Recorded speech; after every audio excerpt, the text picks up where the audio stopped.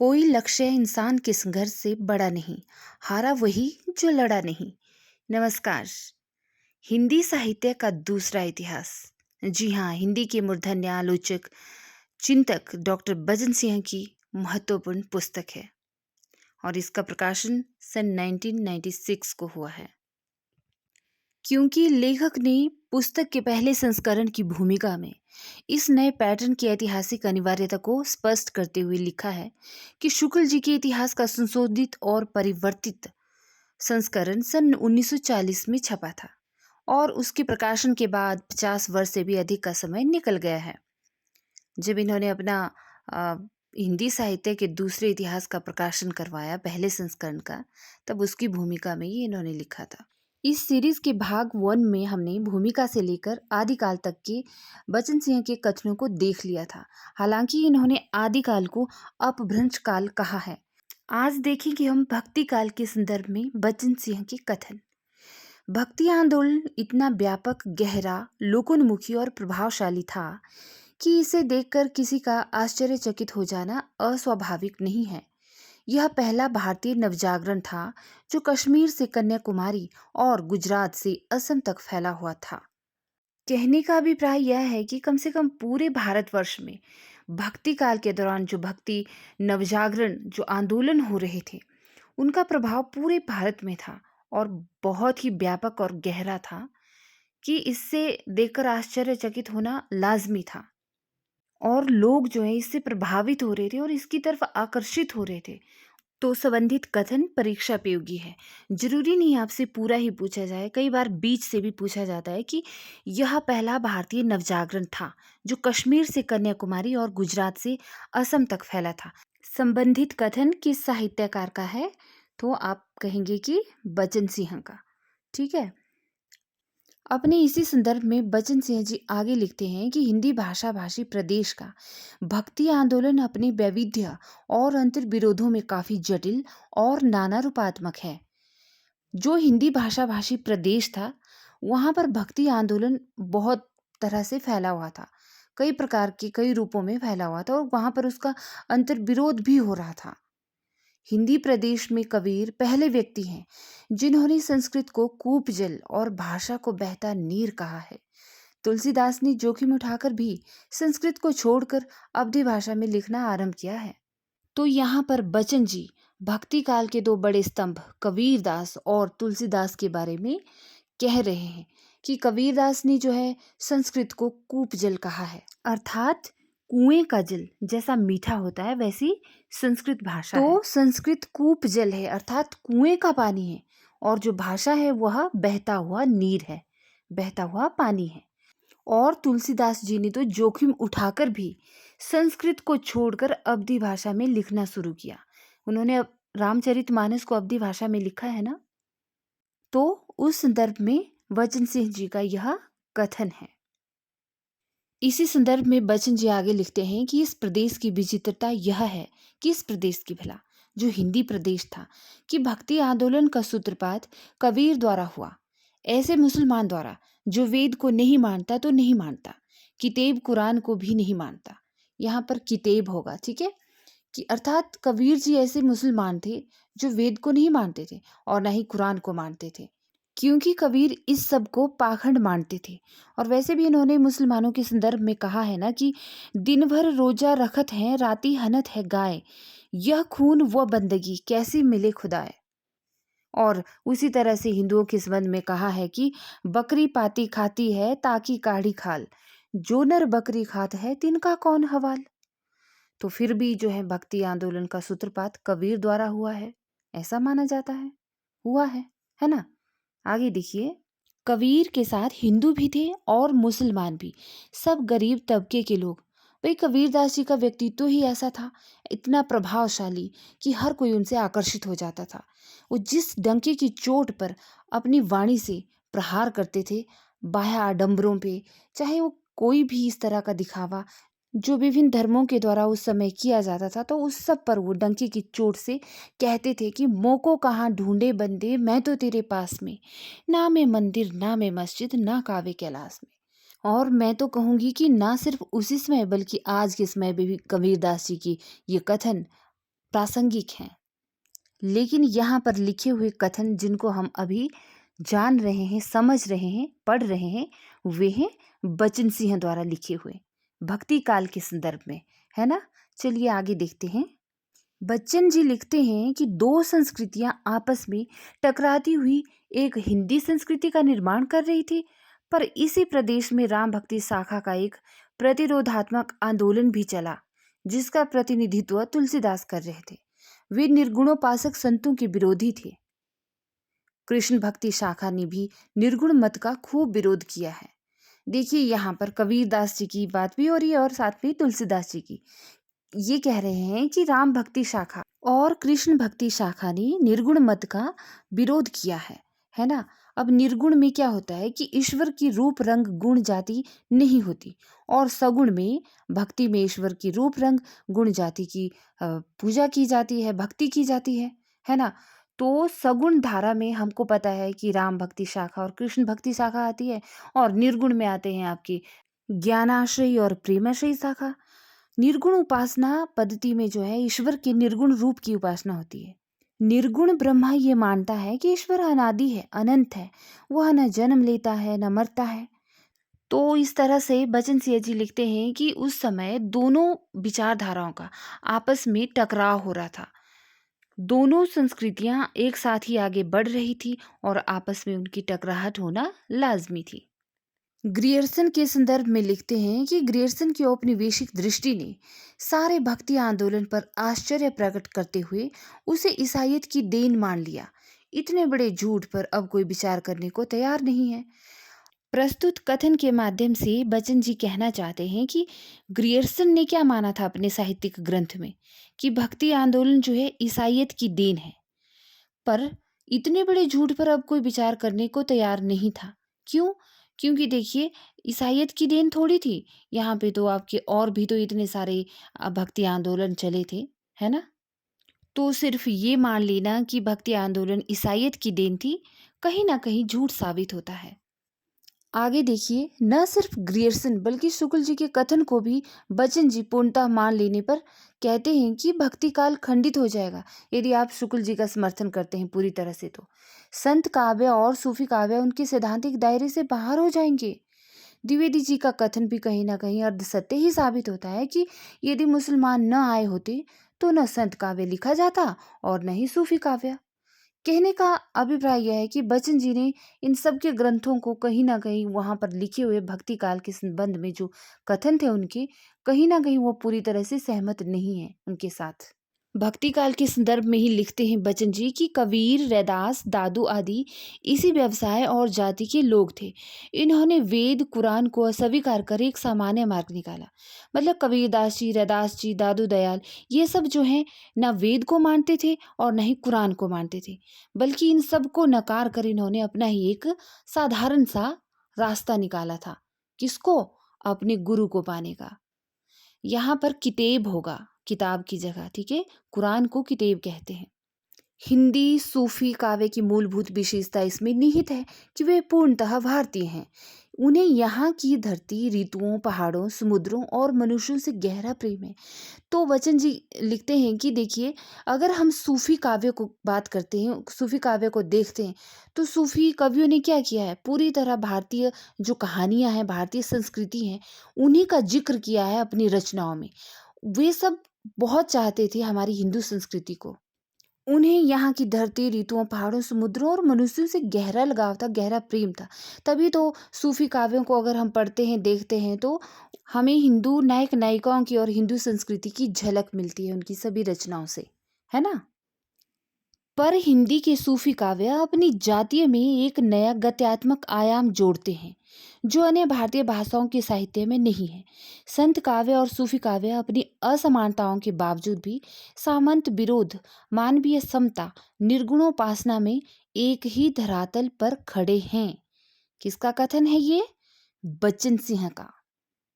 भक्ति काल के संदर्भ में ही सूफी काव्य शैली के अंतर्गत बच्चन जी लिखते हैं कि हिंदी सूफी काव्य की शैली तो मसनवी है, पर भाषा, छंद, विधान, काव्य रूढ़ियां, कहानियां सब की सब भारतीय हैं, है ना।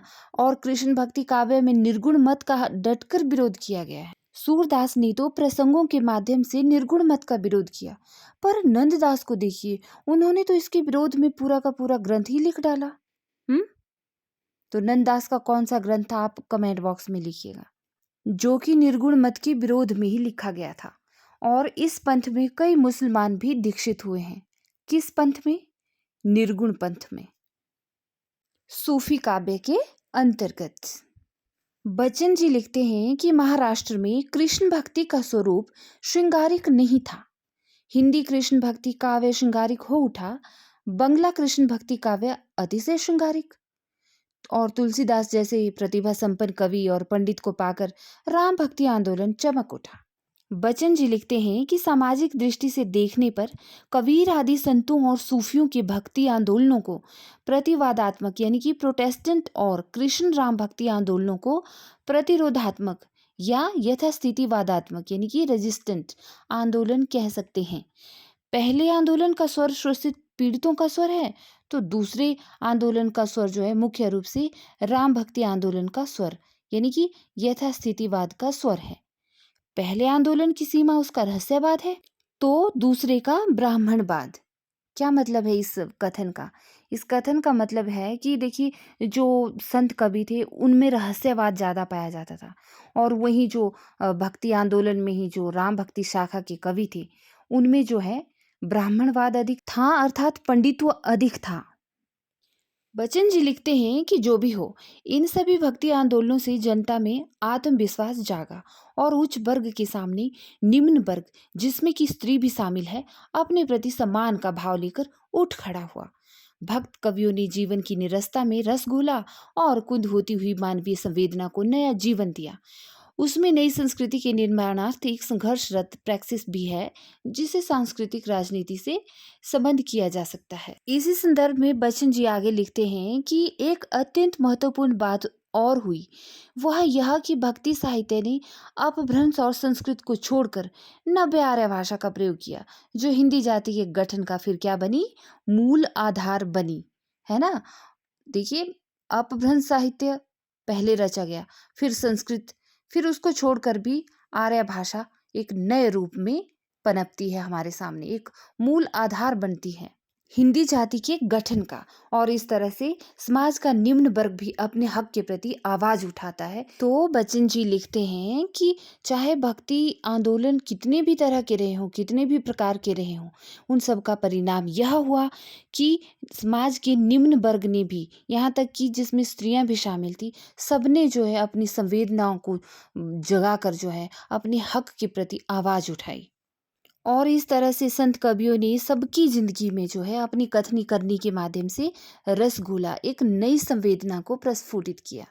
बच्चन जी आगे लिखते हैं कि कालक्रम की दृष्टि से निर्गुण काव्य धारा से ही भक्ति काल का प्रारंभ होता है, और इसके प्रवर्तक कबीरदास हैं। कृष्ण भक्ति शाखा के वक्तों ने निर्गुण मार्ग का जमकर विरोध किया है। यह कहना किसका है, किसका कथन है? ये बच्चन सिंह का। क्योंकि हम भक्ति काल के संदर्भ में बच्चन सिंह जी के कथनों को पढ़ रहे हैं। कबीर का निर्गुण पंथ सूफियों के निर्गुणवाद से किंचित भिन्न है। कबीर का ब्रह्मा न वेद वर्णित ईश्वर है, न कुरान वर्णित खुदा, वह इन दोनों से न्यारा है। कबीरदास ने बार बार संतों को संबोधित किया है। लगता है उनका समाज संत समाज कहा जाता होगा, है ना, कहा जाता रहा होगा। कबीरदास आदि को संत कहना अधिक संगत प्रतीत होता है। भाई सूफी तो सूफी है ही, क्योंकि कबीर ने जो कुछ किया उसके पीछे एक परंपरा है, इतिहास की एक सामंती मंजिल है, मुल्ला पंडितों का वर्चस्व है। किंतु कबीर के व्यक्तित्व में वह ताकत थी जिससे सामंती व्यवस्था के इन सरमायादारों की मूर्ति तोड़ने में वे एक सीमा तक सफल हुए, लेकिन इसके लिए उन्हें भारी कीमत चुकानी पड़ी, ऐसा कहना है बच्चन जी का। जी हाँ, कौन बच्चन भला? अमिताभ बच्चन नहीं, न ही हरिवंश राय बच्चन, ये बच्चन सिंह जी हैं, ठीक है, जिन्होंने क्या लिखा है? हिंदी साहित्य का दूसरा इतिहास। और उस इतिहास ग्रंथ में क्या लिखा है? यही जो हम पढ़ रहे हैं, जान रहे हैं।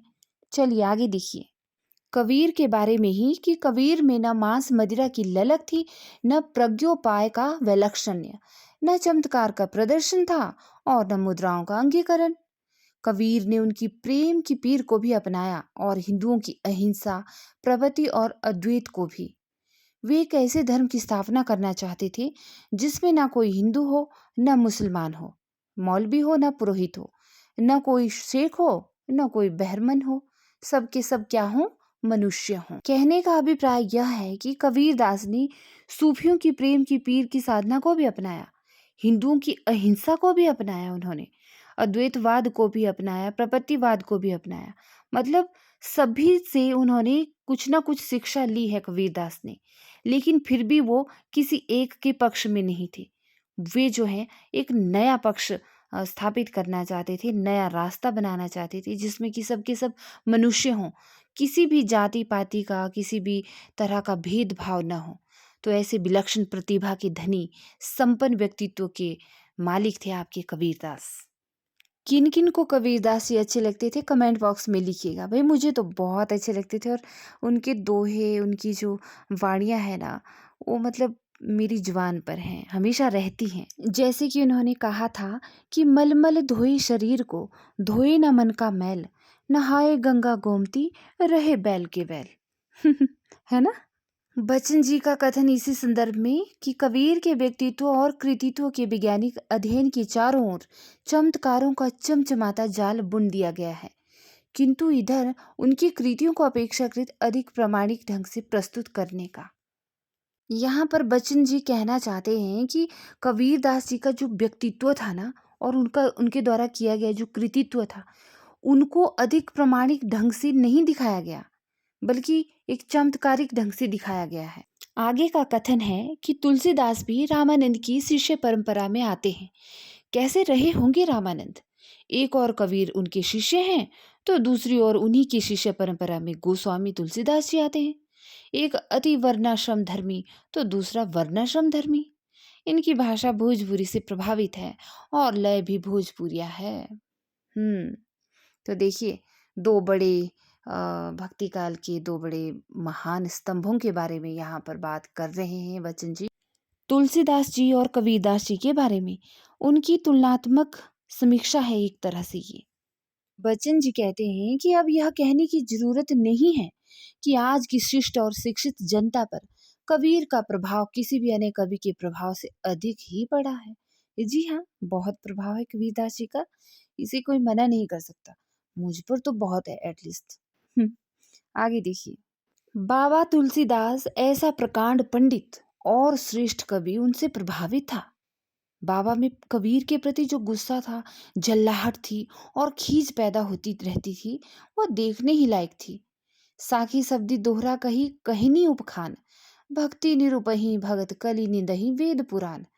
भाई तुलसीदास जी जो है, कहा जाता है कि कबीरदास जी से क्या करते थे, जलते थे।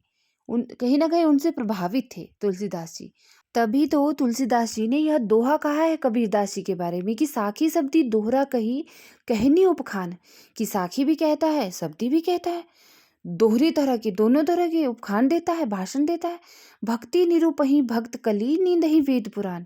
ये कैसी भक्ति है भाई, कहाँ से उपजी है, जो वेद और पुराण की निंदा करती है। तो प्रभावित तो थे तुलसीदास जी कबीरदास जी से, है ना। आगे देखिए, यह कहना कि वह समाज सुधारक थे गलत है, यह कहना कि वे धर्म सुधारक थे और भी गलत है। यदि सुधारक थे तो रेडिकल सुधारक, वे धर्म के माध्यम से समाज में क्रांतिकारी परिवर्तन लाना चाहते थे। वे कोई पंथ खड़ा करने के पक्षपाती नहीं थे। वे ऐसे समाज की स्थापना करना चाहते थे जिसमें ना कोई हिंदू हो, न मुसलमान, न पूजा हो, न नमाज, न पंडित हो, न मुल्ला, सिर्फ क्या हो, इंसान हो। सामंती समाज की जड़ता को तोड़ने का जितना काम अकेले कबीरदास ने किया, उतना किसी ने नहीं किया। भाई आपको मजा आ रहा है ना कथनों को सुनते हुए? मुझे तो सच कहूं बहुत मजा आ रहा है, बहुत अच्छा लग रहा है। ऐसा लग रहा है जैसे कि हम कोई किसी के बारे में कहानी सुन रहे हो, है ना। और इंटरेस्टिंग कथन देखिए कि सवालों की ऐसी बौछार करते हैं कि मुंह ताकते रह जाते हैं। काजी और पंडे उनके व्यंग्य के मुख्य लक्ष्य हैं, और बामन भी, कली में बामन खोटे। गोस्वामी जी कबीर पर यूं ही नहीं नाराज थे। तो बच्चन जी कहते हैं कि कबीरदास सवालों की ऐसी बौछार करते थे ना, सभी से, हिंदू हो चाहे मुसलमान, जो भी अपना पाखंड झाड़ता था, रोब झाड़ता था, उन सब पर कबीर जी ऐसे बरसते थे अपनी वाणी के जरिए कि सभी काजी और पंडित उनके व्यंग्य के मुख्य लक्ष्य होते थे। मतलब उन्हीं को कहकर वो हमेशा क्या करते थे, व्यंग्य मारते रहते थे, ताने मारते रहते थे। तो भाई बच्चन जी लिखते हैं कि गोस्वामी तुलसीदास का कबीर पर नाराज होना लाजमी था। आगे का कथन देखिए, उलट बंसी अकथ कथा है, अचरज और विसंगतियों से भरी हुई। उलट बंसियां काव्य नहीं है, पर कबीर की आध्यात्मिकता को समझने के लिए अनिवार्य है, क्योंकि कबीर की भाषा कैसी भाषा है, संत भाषा है। और कई रचनाकारों ने तो कबीर की भाषा को सधुकड़ी कहा है और कईयों ने पंचमेल खिचड़ी। उनकी भाषा अनगढ़ है, पर यथार्थ से जुड़ी होने के कारण अभिव्यक्ति क्षमता में बेमिसाल है। भाषा की यह स्वाभाविकता आगे चलकर प्रेमचंद में ही मिलती है। तो देखिए यहाँ पर प्रेमचंद जी की बात की जा रही है कि प्रेमचंद की जो भाषा थी ना वो स्वाभाविक थी। मतलब उनकी अभिव्यक्ति का जो वो कहना चाहते थे अपनी लेखनी के जरिए, अभिव्यक्ति का जो साधन थी ना उनकी भाषा, वो प्रभावशाली थी। ऐसा लगता था कि लिख तो प्रेमचंद रहे थे, पर पाठक अपने आप को उसमें जुड़ा हुआ महसूस करता था। पाठक को लगता था कि आज भी इवन पाठक को लगता है कि हमारे बारे में लिखा जा रहा हो या हमारे बारे में ही लिखा गया हो। तो इतनी प्रभावशाली भाषा थी प्रेमचंद की, जो कि और किसकी थी, कबीरदास जी की। तो इन दोनों की भाषाओं की आपस में यहाँ पर सिमिलरिटी दर्शाई है, किसने, बचन सिंह जी ने। तो आज की वीडियो में बस इतना ही। बचन सिंह जी के दुर्लभ कथनों के साथ भाग 3 लेकर मैं आपके समक्ष फिर आऊंगी। तब तक पढ़ते रहिए, पढ़ाते रहिए, सीखते रहिए, सिखाते रहिए, और हो सके तो लाइक और कमेंट कर दीजिएगा। और हाँ, जिन व्यूअर्स ने सब्सक्राइब नहीं किया है, सब्सक्राइब भी कर दीजिए भाई, इसमें सोचना क्या है। और आपका लक्ष्य भले ही छोटा हो, लेकिन अपना संकल्प जो है हमेशा बड़ा रखिए। नमस्कार।